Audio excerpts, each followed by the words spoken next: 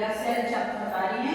ये 3 unit complete है, चौथी यूनिट है सेल साइकिल, ठीक है, या कोशिका चक्र जिसे कहते हैं सेल साइकिल का मतलब क्या होता है कि ये कोशिका जीवों की एक रचनात्मक और क्रियात्मक इकाई है। तो कोशिकाओं से ही जीवों के शरीर का स्ट्रक्चर बनता है रचनात्मक, साथ ही क्रियात्मक इकाई भी कहलाती है, ठीक है, जिसे हम आधुनिक में कोशिका सिद्धांत भी कहा जाता है, ठीक है, कोशिका का सिद्धांत। इसके बाद आप देखेंगे कि रुडोल्फ ने 1855 में रुडोल्फ ने 1855 में कोशिका साइकिल के बारे में या कोशिका चक्र के बारे में बताया, ठीक है। आप देखेंगे कि कोशिका चक्र जो होता है तापक्रम, ऑक्सीजन की, पानी की, हर चीज की आवश्यकता इसमें पड़ेगी, प्रकाश की, पीएच की आवश्यकता पड़ती है। कोशिका मेटाबॉलिज्म स्वाभाविक परिणाम है, कोशिकाओं का मेटाबॉलिज्म होना स्वाभाविक परिणाम है। देखिए कोशिका चक्र में जीवन अवस्था होती है, एस अवस्था होती है, G2 अवस्था और मेटाबेल अवस्था कहलाती है। जीवन अवस्था क्या कहलाती है? जब कोशिका बढ़ती है, जब कोशिका की ग्रोथ अवस्था जब होती है, या कोशिका जब बढ़ती है तो जब कौन सी अवस्था कहते हैं? जीवन अवस्था कहते हैं, क्योंकि इसमें कोशिका में क्या होता है 30 से 40% भाग क्या होता है? बढ़ता है और आवश्यक अंगों का भी निर्माण होता है जीवन अवस्था में। फिर इसके बाद हम आ जाएंगे एस अवस्था। एस अवस्था जो होती है डीएनए के रिप्लिकेशन या द्विगुणन की अवस्था, इसमें डीएनए द्विगुणन होता है या डीएनए के रिप्लिकेशन की अवस्था एस अवस्था कहलाती है। G2 अवस्था जो होती है आप देखेंगे कि G2 अवस्था में क्या होता है कि सेल डिवीजन होता है, कोशिकाओं का विभाजन चालू हो जाता है। पहले ये तैयार हो जाते हैं और जांच लेते हैं कि कोशिका का विभाजन किस तरह से करना है, वैसे कोशिका विभाजन होगा। एक माइटोसिस अवस्था होती है, इसमें क्या होती है प्रोफेज, मेटाफेज, एनाफेज और टेलोफेज, ये इतनी अवस्थाएं इसमें पाई जाती है माइटोसिस में, ठीक है, ये समझ में आ गया।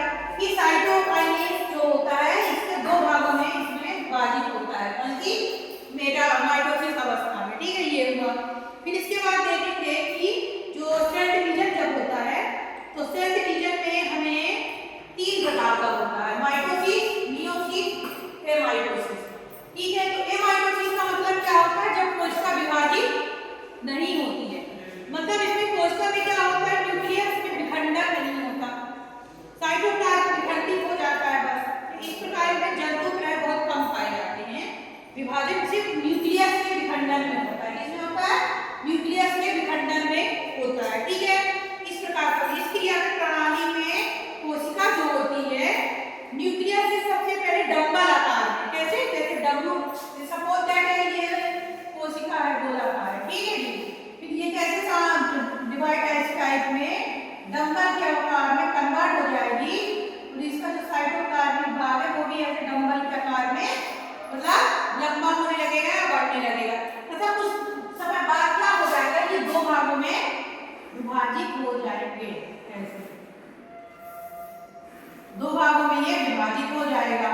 तो ये इस तरह से होता है कि साइटोप्लाज्मिक जो होता है कोशिका द्रव जो होता है वो इस तरह विभाजित होता है, विभाजित होकर के न्यूक्लियस 2 भागों में, देखिए एक न्यूक्लियस रहता है, धीरे धीरे वृद्धि करके न्यूक्लियस 2 भागों में विभाजित हो जाता है और पुत्री कोशिका का निर्माण हो जाता है। इसको कहते हैं एमाइटोसिस की अवस्था कहलाती है, ठीक है। इस प्रकार किसी भी प्रकार का ज्यादा ये नहीं कि लंबा होकर से डंबल शेप में हो जाएगा। कोशिका झिल्ली के बीच एक ग्रुप, एक खांच बन जाती है, ये जो कोशिका झिल्ली यहाँ पे एक खांच बन जाती है, यहाँ पे डाटा सेल बन जाती है, इसमें एमाइटोसिस अवस्था जो कहलाती है उसमें ये ऐसा होता है।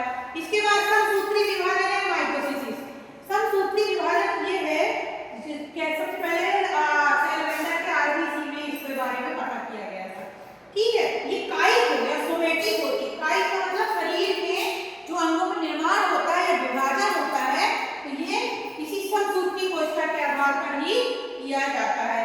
इसमें प्रोफेज, मेटाफेज, एनाफेज, टेलोफेज अवस्थाएं आती हैं जो मैं बाद में अच्छे से डिस्क्राइब करूंगी आपको, अभी मैं सिर्फ इतना ही बता रही हूँ। इसके बाद आप देखेंगे मियोसिस अवस्था। मियोसिस अवस्था का मतलब है जिसमें विशिष्ट कोशिका विभाजन होता है तथा इसमें क्या होता है कि कोशिकाएं अलग भागों में विभाजित होती हैं, वृद्धि करती हैं। इसमें भी क्या पाया जाता है? मेटाफेज, प्रोफेज, मेटाफेज, एनाफेज और टेलोफेज अवस्थाएं पाई जाती हैं। इसमें क्या होता है? अर्धसूत्री केवल जनन कोशिका का, इसमें कायिक कोशिका का जब अर्धसूत्री विभाजन होता है जो होती हैं उनमें क्या होता है, विभाजन होने लगता है तथा ये विभाजन दो क्रमों में होता है। इनमें लैंगिक प्रजनन पाया जाता है। द्विसूत्री विभाजन होता है, इसमें लैंगिक प्रकार का प्रजनन पाया जाता है। ठीक है, साथ ही इसमें संतति कोशिका में गुणसूत्र मात्र कोशिका के आ जाते हैं। तो इसमें क्रोमोसोम वगैरह डिवाइड होते हैं तो मात्र कोशिका संकलन में मात्र कोशिका के भी गुण आ जाते हैं। ठीक है, और ये समजातीय गुणसूत्र के जोड़े होते हैं और तथा इसमें प्राचीन ओवर होता है, इसमें अर्धसूत्री विभाजन में। ठीक है, तथा इसमें गुणसूत्र छोटे और मोटे हो जाते हैं। ये कोशिका चक्र के बारे में जो मैंने आपको बताया, तो ये पूरा जैसे जीवन अवस्था है, जीवन अवस्था को अपन क्या कहते हैं, गैप भी कहते हैं। ये लंबी विश्राम की अवस्था भी कहलाती है, इसमें धीरे धीरे कोशिकाएं बढ़ती है, रेस्ट स्टेज है। ठीक है, इसके बाद ऐसा अवस्था जो होती है तो ऐसा अवस्था में क्या करता है कि जो संश्लेषण जो